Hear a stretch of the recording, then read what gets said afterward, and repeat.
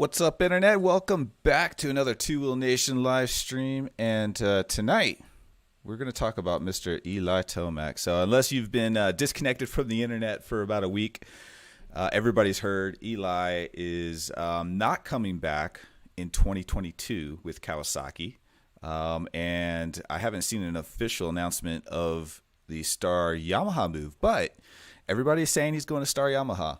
Not sure what to think about that. But what I do know is I put together this little montage I want to share with you guys. I call it my favorite color. And it's just a little montage I put together for Eli and the boys in blue, just in case the rumors are true and he's going to be riding blue in 2022. So let me share that with you guys. Take a look. Now my favorite color is blue.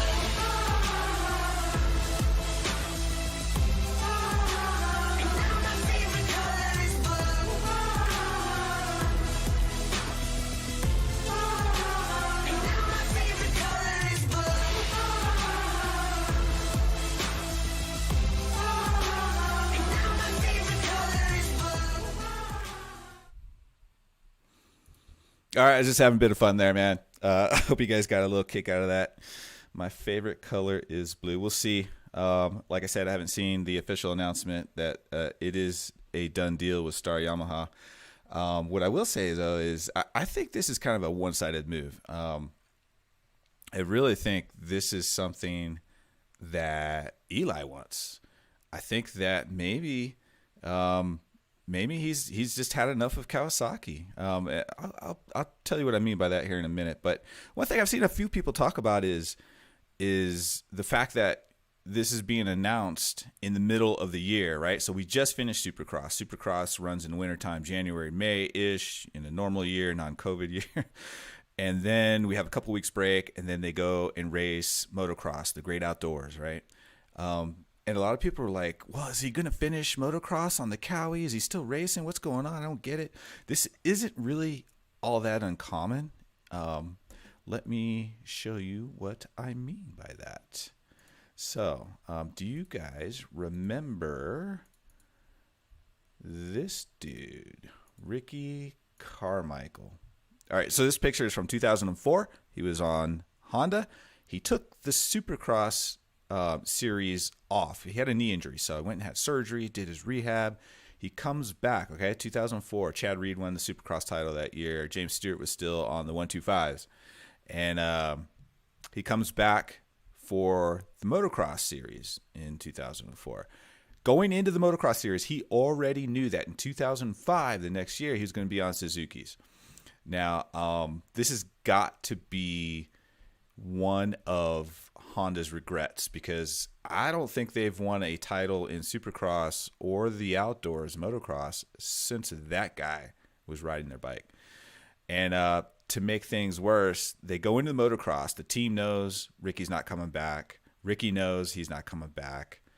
Everybody knows he's going to go yellow. He's going to be on the Suzuki's. And he goes 24-0. Okay, motocross, 12 rounds, 2 motos each round. He went 24-0. Nope, and he was beating people by minutes. It was stupid. And then you got to just think that Honda's like, Ricky, we don't want you. We think you're washed up. You just had this major knee surgery. Your best years are behind you. And then he goes and does a 24-0. Now that was his second 24-0. One of only 2 people in the history of the sport to do that. And then, of course, he goes on to Suzuki in 2005, 2006, wins Supercross and motocross titles again. Anyway, he was going to have to retire at some point, so you could argue, well, Honda had to do that. They had to move on. Sure, whatever. I don't agree with that, but it's got to be one of those mistakes, I think Honda probably still thinks about from time to time. All right, so it's not just Ricky Carmichael that's done it. Remember this guy? James Stewart. 2008. The Supercross series is over.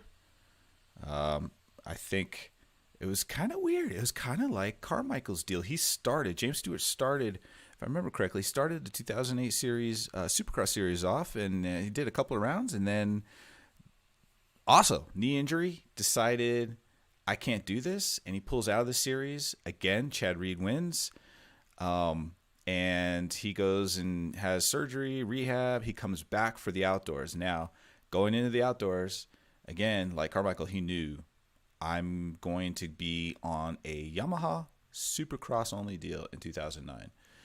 I really didn't like those Supercross only deals. I don't think it was good for the sport. I understand why riders did it, but I think it really helps extend their careers, not having to race outdoors, not having to train for outdoors, because that is taxing. It's a brutal, brutal sport. But I don't think it's good for the sport. I think it was good for the riders. I think it was a selfish thing that Jeremy McGrath started to extend his career and win his 7, I think it is, Supercross titles, which is why he's the king of Supercross. But he's not the GOAT. He's not the GOAT. So, again, this has happened more than once with big stars, the giants of the sport. It's not really that uncommon for guys to do this. So, it is what it is, man. Anywho, here's why I think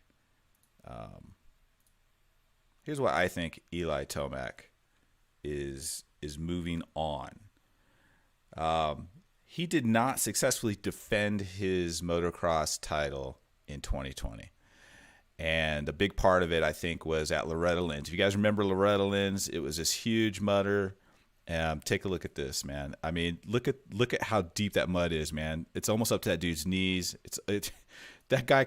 You see the second guy come rolling here? Let me replay that. Second guy comes rolling in here. I don't know where he thinks he's going, but bloop, he's stuck just like that, man. He's done, right? So this is Moto 1.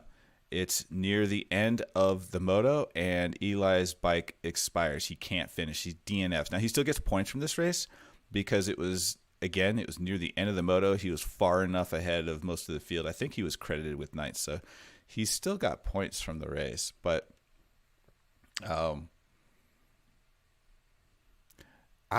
what's up, Cycle Ramen? I don't know yet. I don't know what to think of Eli not renewing his contract with Kawasaki. Everybody's saying he's going to go to Star Yamaha, and I don't know. I tend to feel like maybe Eli Tomac's best years are behind him. Yamaha hasn't won a title in, I think, since 2009. James Stewart was the last dude to do it.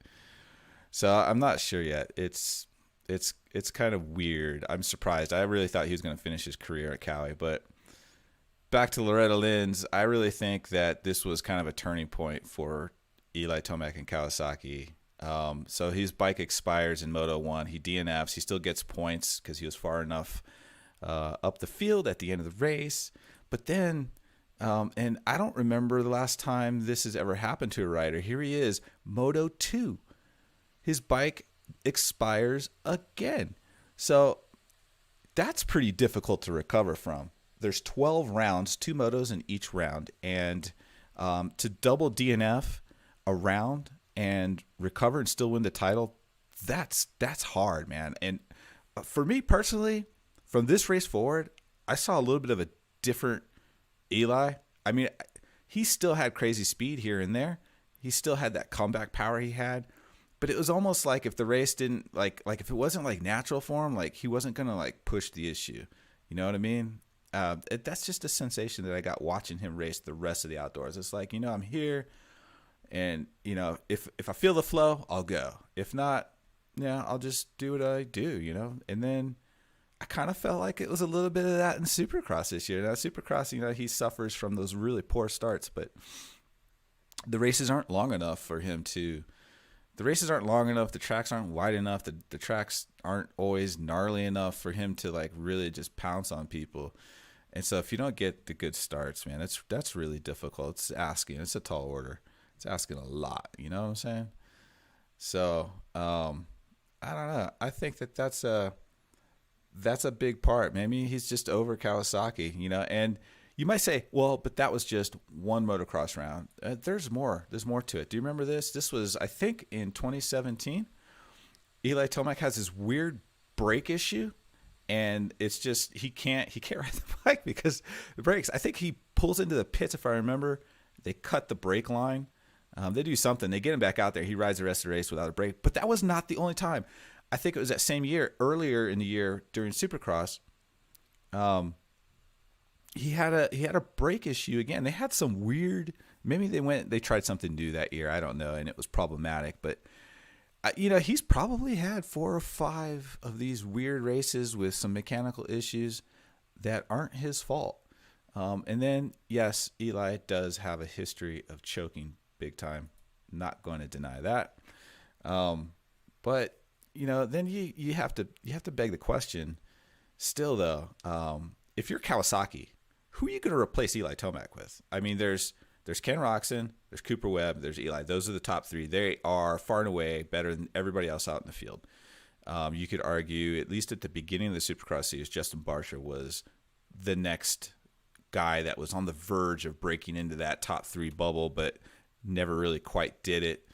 I think he got second at one round, but I think Eli was way faster that round, and he caught Barcia from way back, and he didn't push the issue because it's Barcia, and they've had a lot of drama in the past. I think he just settled for that 3rd place because he was definitely faster, and he could have forced the issue, but he just chose not to.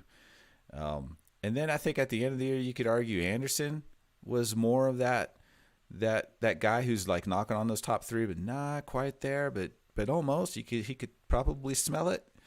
I don't know, man. I think that if you're Kawasaki, I would do everything I could to keep Eli, unless I knew I was getting Cooper or Ken Roczen in exchange, because who else is going to do it? You say, well, they've still got Adam Cincerillo. Okay, well, Adam's a great rider. I'm a fan. I like him.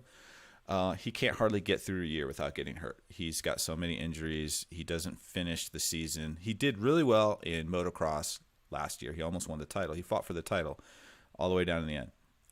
I was impressed.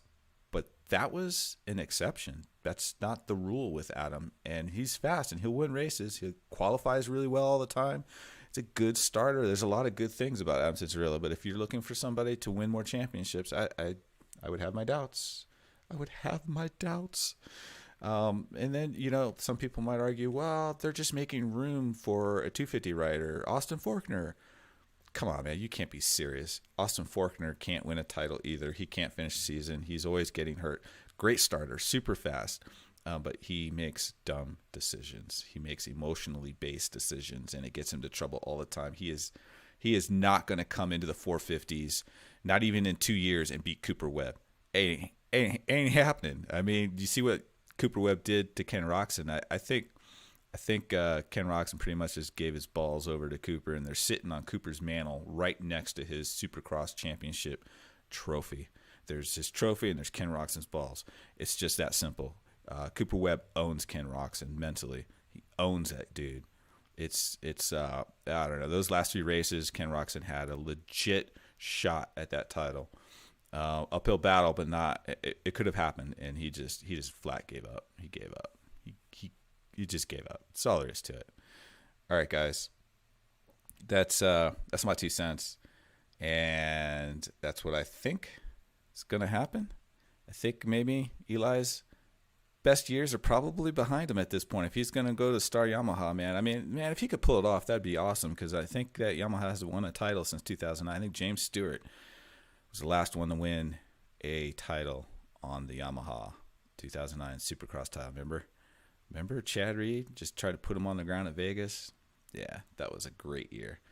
Yeah, that's all I got. That's the end of the show. Leave a comment. Let me know what you guys think. Who do you think is going to replace Kawasaki? You think Kawasaki was smart for letting Eli go? Do you think they tried to keep him and Eli wanted to go? Do you think that Eli wanted to stay and Kawasaki's like, we're done with you? I don't know. I would love to know more. I'd love to be inside those negotiations. Anyway, the drama. Guys, as always, keep the rubber side down, and we'll see you in the next stream, the next video. If you like motocross, if you like street bikes, you like just motorcycles in general, check out the channel. I've got hundreds of videos on the ZX10R, on the YZ250. I love two strokes. If you like two strokes, check it out, man. All right, guys. We'll see you. Have a good one.